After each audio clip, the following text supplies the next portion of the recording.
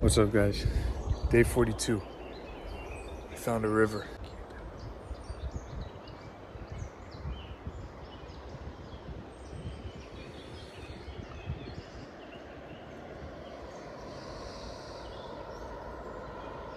I'm in a city or town called Navarrenx.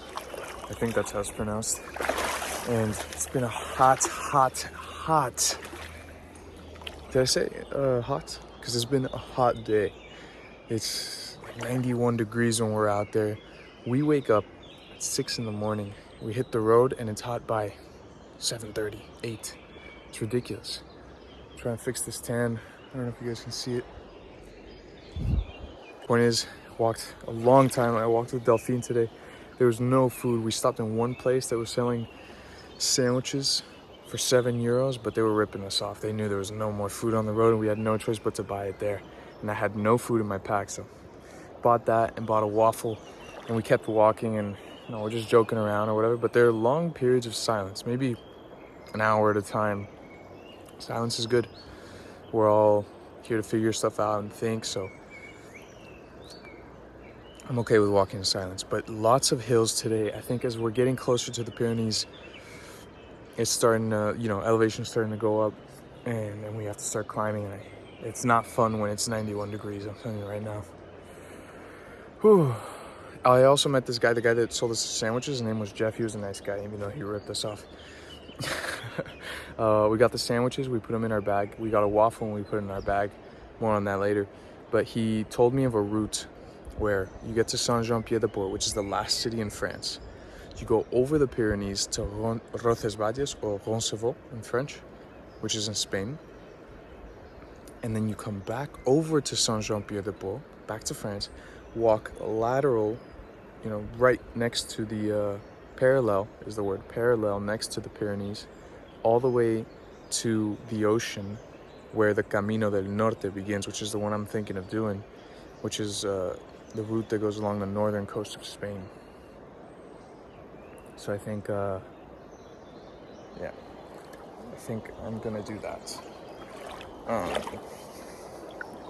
Sounds like a good adventure. It's freezing, actually. It's really cold.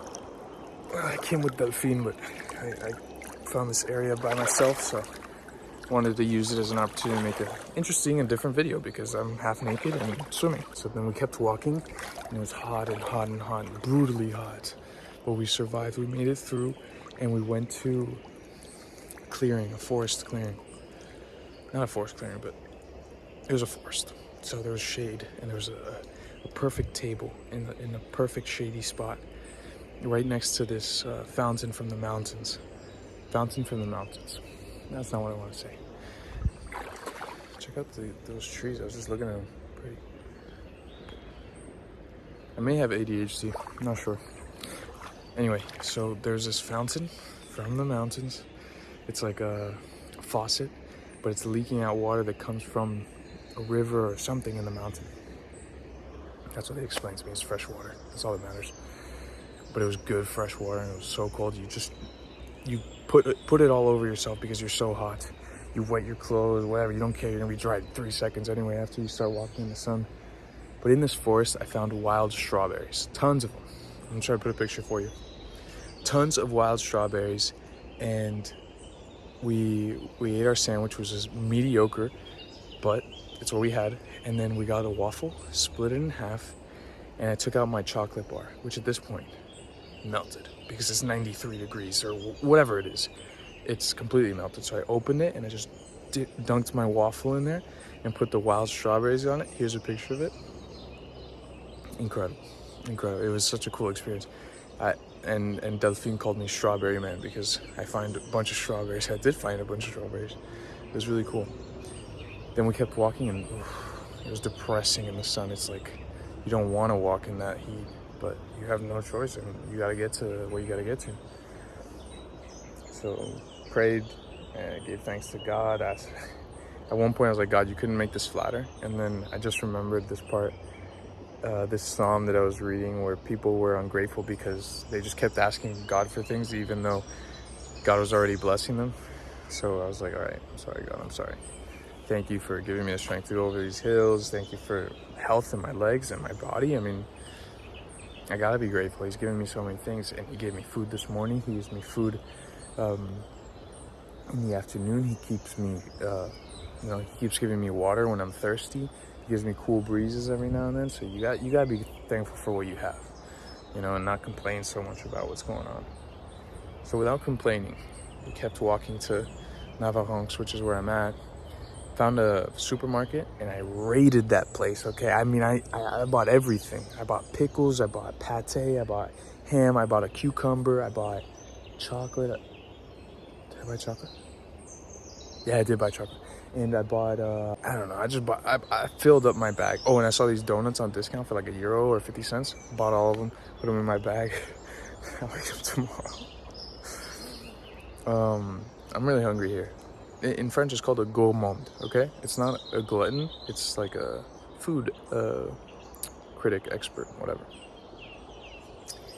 Anyway, then I went to my gîte, and they thought that I was coming with a second person because in my WhatsApp messages, I just copied my French reservation and put it into the other one. And since I was reserving with a gîte before, I asked for 2 beds. And I felt really bad because the guy told me he rejected another pilgrim, thinking that I was coming with 2 people and not alone. So I'm still kind of beat up about it, but the other pilgrims told me not to worry, that there's probably going to be another pilgrim down the road that needs a place to stay, and that mistakes happen. And it's true. I mean, I've never made a reservation mistake like this. I do feel bad, but I know that trusting the way, the other pilgrim is going to find a place to stay. I'm just sorry that they had to walk in the heat because of my stupidity, or my stupid mistake. But anyway, I don't think the host likes me very much after that. I'm just a stupid American now. What are you gonna do about it, Anyway, this is a beautiful day. Came here with Delphine. I left the gîte, and she met up with me because she was at another gîte. And we just came to this river. We found this cool spot, and we've been swimming in it. I mean, it's cold, but it's so refreshing on a day like today. And now I'm just gonna call my parents to tell them I'm alive.